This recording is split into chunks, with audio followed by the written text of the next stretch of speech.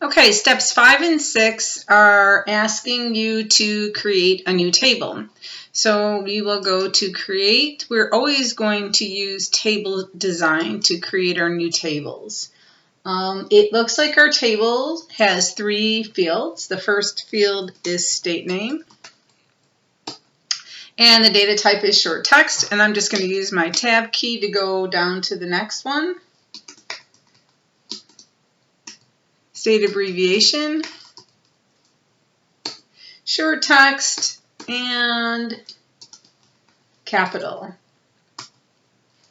It's asking us to save the table here, so we have a couple ways. If we try to close the table, it will prompt us to save it.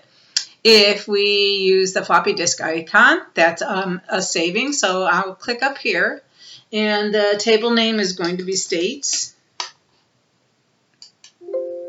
And it's telling us that most tables usually have a primary key that is to help us create relationships, but this table is not. A state name would not be a good primary key. It's not very unique, so we are going to say no. And then they're asking us to actually modify our field sizes down here, which I would have done at the beginning, but it's good to learn how to know to go back and change those. Actually, if I close this table, and I opened it up again, and here's our table with our 3 fields. There's no records in here yet. I'm going to come back down to the right-hand corner to design view. And for the state name, the field size should be 25, so I'm just going to delete one of those 5s.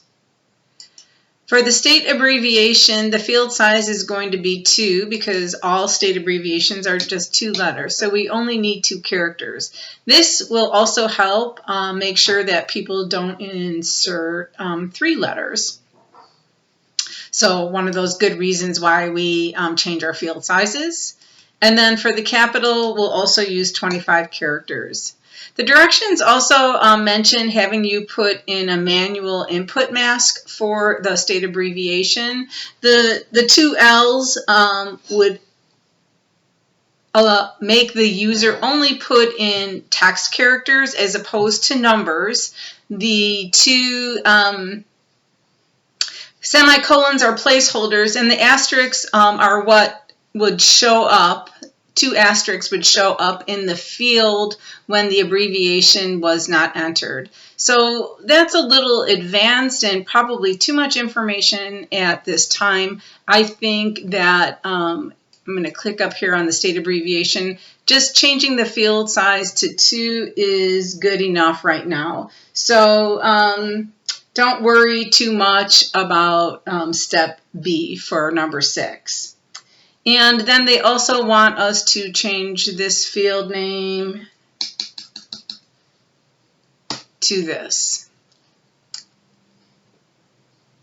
And that's it for steps 5 and 6. Let's say I'm going to try to close my table. Do we want to save our changes?